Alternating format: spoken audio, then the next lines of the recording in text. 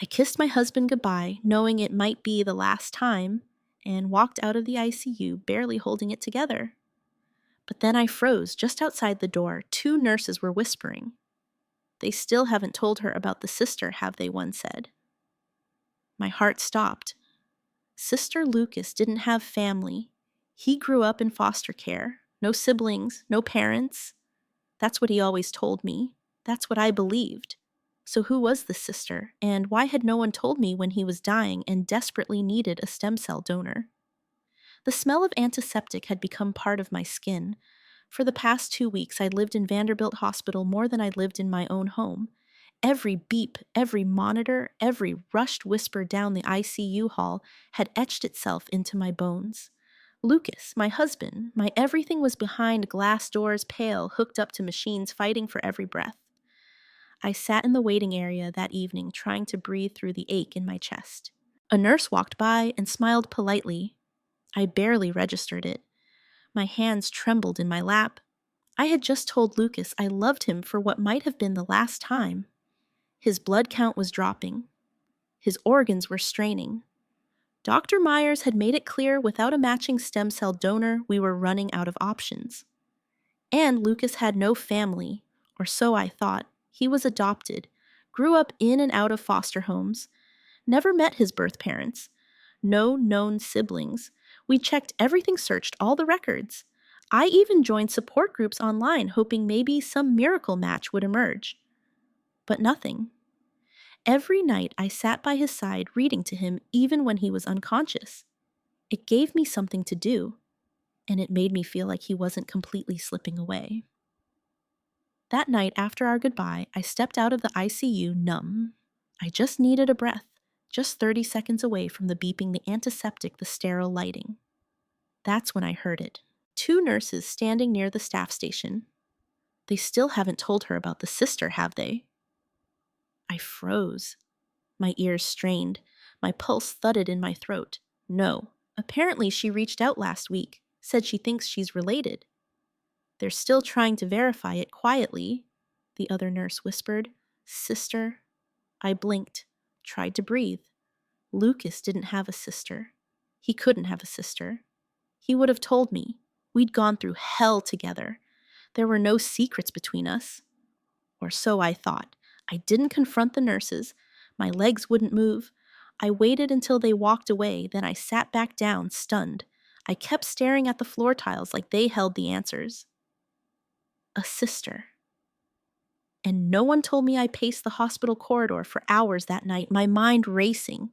I wasn't just scared, I was angry. If someone had information that could save Lucas's life, why the hell would they hide it? I needed answers. And I wasn't going to wait for the hospital to spoon-feed them.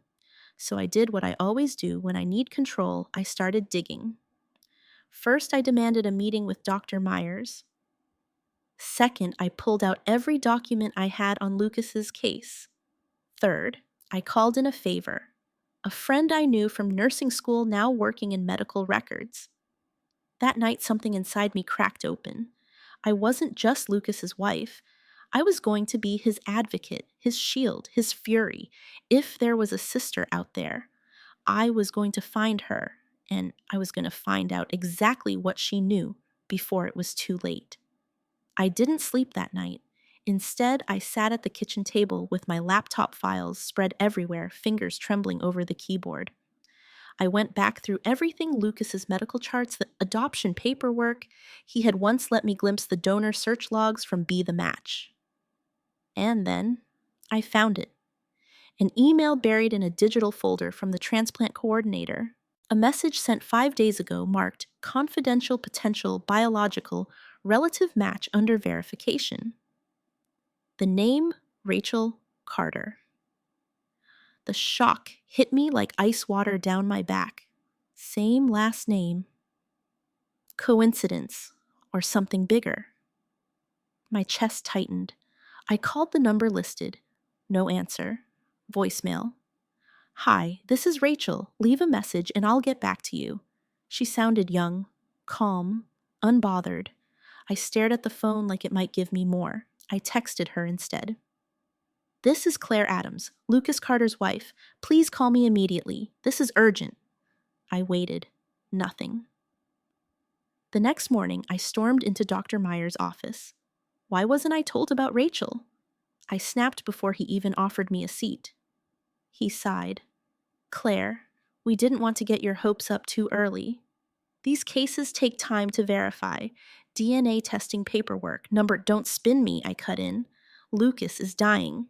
And you're sitting on the name of someone who could save him. She only contacted us last week," he said gently. Claimed she found an old photo in her mother's belongings and recognized Lucas's name through an online search. Said her mom confessed on her deathbed that Lucas was her half-brother. My jaw clenched, and no one thought I should know we needed time. Claire, we didn't even know if she was telling the truth. I could have talked to her, gotten more, pushed this forward. I'm not just his wife. I'm his damn emergency contact. He didn't argue. "I want to meet her," I demanded. She agreed to testing. "Results are pending. If it matches, we'll—" "Not if, when. Set up the meeting." He hesitated. "Dr. Myers do it, or I will." That afternoon she came. Rachel. I watched her walk into the hospital cafe like she belonged there, wavy chestnut hair, sharp green eyes that reminded me of no one. She wore a sleek gray sweater and skinny jeans, and she didn't look like a woman grieving or panicking or even remotely desperate. She looked composed. She smiled. "Claire, I'm Rachel." I stared at her. "You're Lucas's sister, I think so," she said, tucking her hair behind her ear. "My mother passed 3 weeks ago. In her last days, she confessed she had a baby before me, said she gave him up and never told anyone."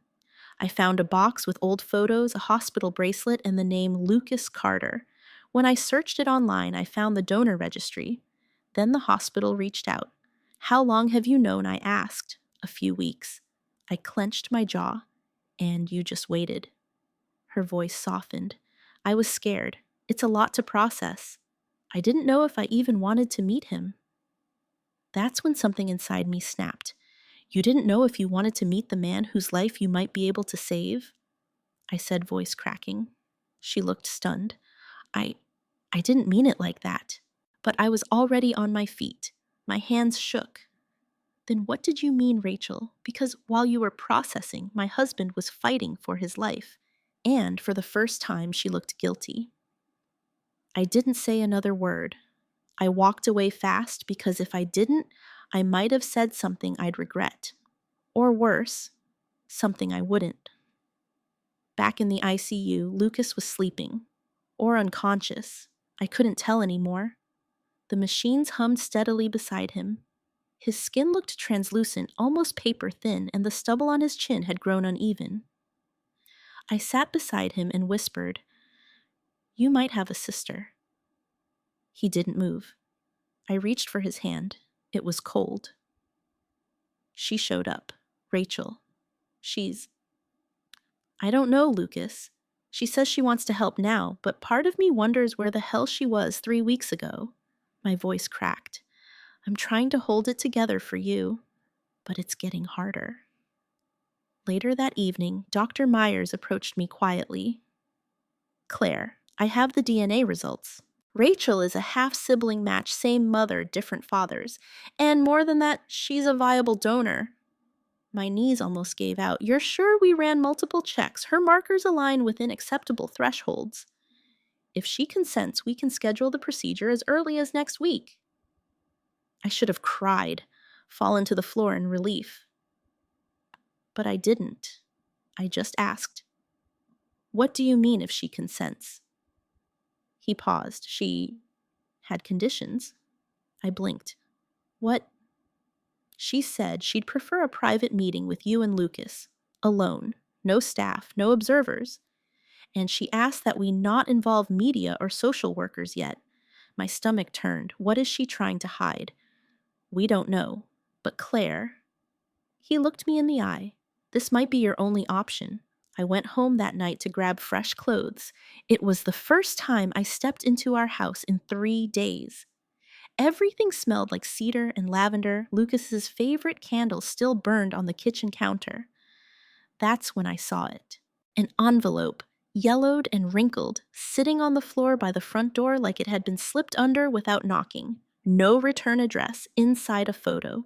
2 toddlers, one of them unmistakably Lucas, the other a girl with chestnut curls. Scribbled in faint blue ink, Lucas and Rachel, summer, ni 4. I froze. My breath caught. My heart pounded in my ears. Lucas knew her. He had to.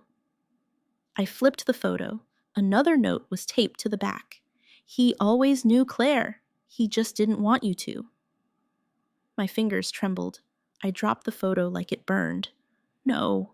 No. This couldn't be real. Lucas lied. I stared at the note, then the picture again, trying to find any sign it was fake. Photoshop. A prank. A coincidence. But I couldn't deny the timestamp in the corner, July 8th, 1994. That wasn't just a sister who found him online. That was family, and someone, maybe Rachel, maybe Lucas, had been keeping it from me this whole time. I picked up my phone with shaking hands and called Rachel. She answered on the first ring. I got your message, I said coldly. The meeting's on, but you'd better come clean. There was a pause. Then she whispered, I was hoping you'd say that. The conference room was small, too warm, and stiflingly quiet. Lucas lay on a hospital bed wheeled in for the private meeting. He was conscious, but barely. His eyes opened in brief flickers, and when they met mine, I saw confusion. Then recognition. Then shame. Rachel sat across from us, legs crossed, hands folded neatly in her lap like we were at brunch, not a life or death negotiation. She didn't look nervous. She looked prepared. I broke the silence. Lucas. I said gently, Do you recognize her? He looked at her, blinked slowly, then whispered, Yes. My throat went dry. You knew. He closed his eyes, a long breath. Then, since I was 13, I stood there stunned. You told me you never knew your family, not even if you had siblings. I didn't lie, not entirely. I didn't know where she was. We were split in foster care. I thought she was gone for good. Rachel spoke for the first time. He asked me never to reach out again. I snapped my head toward her. Why Lucas opened his mouth, but Rachel answered first. Because I reminded him of everything he hated about our mother. The drugs, the chaos, the way she kept us locked in that trailer for days while she disappeared. Lucas winced. Rachel continued, her voice steady but cold. He wanted to leave it all behind, rebuild a different life, and he did until you started looking for a donor. And suddenly I was useful again. I could barely process what I was hearing. So you're saying, Lucas cut you off, and you chose now to hold a grudge? She leaned forward slightly. No, I chose to think, to feel things out, to decide whether I owed anything to a man who erased me. Lucas spoke again, barely louder than a whisper. I didn't erase you. I tried to survive. And I tried to forgive you, Rachel said, which is why I brought that photo. So Claire would know the truth. I froze. You sent it.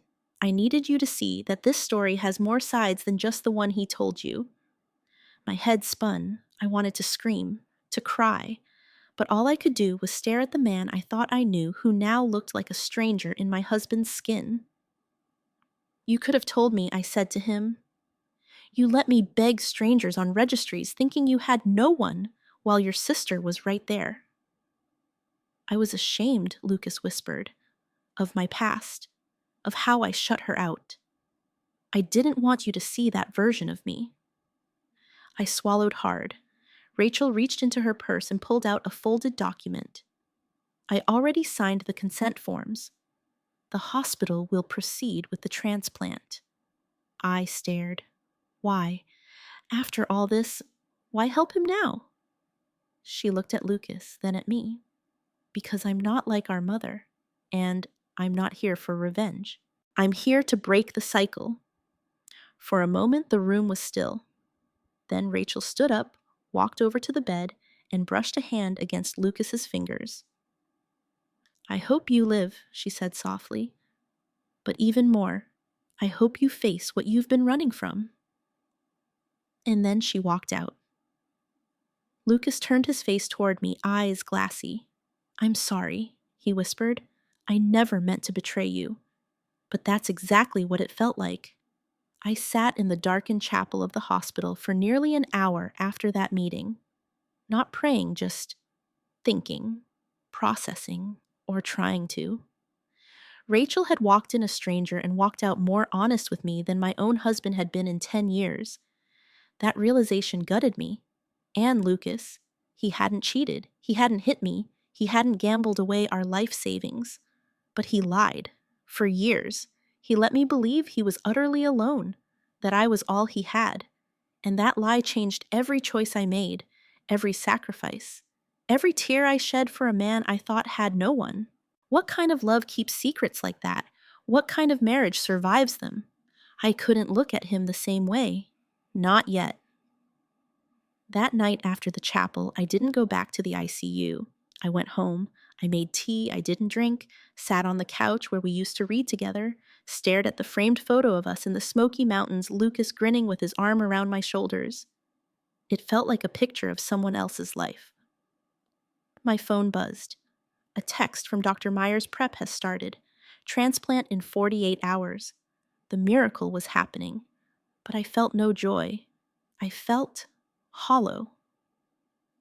The next day, I returned to the hospital just before the procedure. I stood by Lucas's bed in pre-op, watching his chest rise and fall. His eyes opened when he sensed me.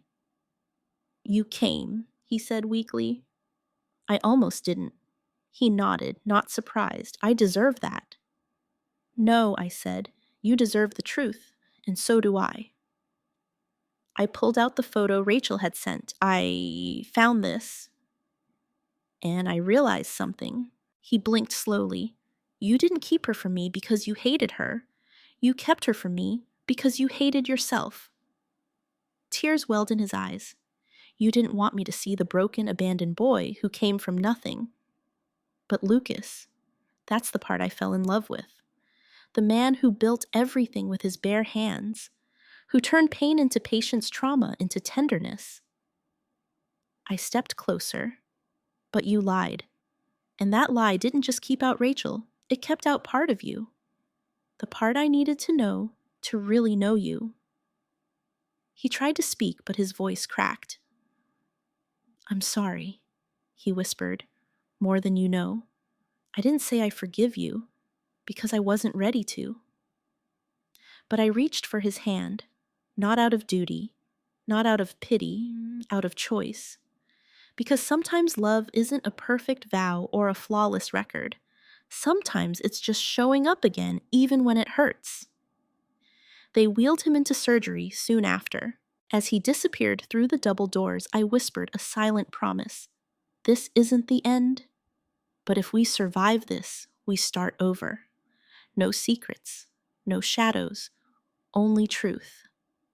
And this time I meant every word. The transplant took 6 hours. 6 hours of pacing, breathing, crying in empty hallways and forcing myself not to imagine the worst. I didn't sit with Rachel in the waiting area. I couldn't. She was in the donor recovery unit resting, and I didn't know how to feel about her anymore. Gratitude and resentment battled inside me like two wolves. She saved his life and reminded me how little I truly knew about the man I married. When Dr. Myers finally emerged from the operating wing, I jumped to my feet. "It went well," he said with a tired smile. "Rachel's L's engrafted smoothly. Now we wait for signs of recovery." I nodded, too numb for celebration. "Claire," he added, hesitating. "There's something else." My stomach dropped. "Lucas woke briefly during anesthesia prep. He asked me to give you something." He handed me a sealed envelope. My name scrawled in Lucas's shaky handwriting. I took it back to the chapel, the only place quiet enough for what I feared I'd read. Inside was a letter. "Claire, if you're reading this, it means the transplant happened and I either made it or I didn't. Either way, there are things I need you to know. I didn't keep Rachel from you because I didn't trust you. I kept her from you because I didn't trust myself. I've always been afraid that if you saw where I came from, the real, raw, ugly truth, you'd stop loving me. You always saw me as strong, reliable, kind. But what if you knew I spent part of my childhood locked in a room while my mother disappeared for days? What if you knew I used to steal food for Rachel so we wouldn't go hungry? I spent years trying to bury that past. I thought love meant protecting you from it, but now I see. That was cowardice, not love. And in the process, I hurt the one person I swore to protect you. If I wake up, I'll do better. I'll tell you everything, no more shadows. But if I don't, please know this. You were the first person who ever made me feel safe, and the last person I ever truly trusted. You are my always, Lucas. I didn't cry right away. I just folded the letter and sat in the pew, eyes dry, heart cracked open. For all his silence, for all the pain, this was honesty. Finally. I stayed by his side every day after that. On the third day, he opened his eyes. On the fifth day, he smiled. And on the seventh, he whispered, "Still here." I nodded, still mad. He grinned, faint, crooked, familiar. Still worth it, I took his hand. I guess we'll find out. And we would, one day at a time. 2 months later, Lucas came home. He was thinner, slower, and still needed medication every few hours, but he was alive. And sitting across from me at our kitchen table, sipping watered-down coffee with shaky hands. I watched him closely, like he might disappear again. He didn't. We spoke more in those first few days than we had in the past year. And not just about the transplant or Rachel, but everything. His foster homes, his fears, the guilt he carried, the version of himself he thought I wouldn't love. I listened, I didn't interrupt, and I didn't rush to forgive. Because healing wasn't instant. It was layered, painful, sometimes silent. One evening, while he was napping, I got a text from Rachel. "Hey, just checking in. I know it's weird between us, but I'm around if you need to talk." I stared at it for a long time. Then I replied, "Thank you. I don't know what we are, but I know we're not done." Because she wasn't just Lucas's sister anymore. She was part of my story now, too. A week later, she came over. We had coffee on the porch, talked about everything except the hospital, about books, childhood TV shows, about the strange peace that came after a storm you never saw coming. And then she asked something I wasn't ready for. "Do you think you'll ever fully forgive him?" I paused, looked toward the window where Lucas was fixing the curtain rod with half his strength and all his stubbornness. "I think forgiveness isn't a line you cross," I said slowly. "It's a place you return to, every day." Rachel nodded. "I get that." Then she looked down, hesitating. "Can I tell you something?" "Of course." She fidgeted with her coffee cup. "Before the transplant, I almost backed out." I raised an eyebrow. She continued, "Not because I didn't want to help, but because I was angry. I spent my whole life thinking he abandoned me. And then suddenly I was expected to save him. I said nothing. But when I saw him sick, vulnerable, I realized that anger wasn't helping either of us. It was just keeping me stuck.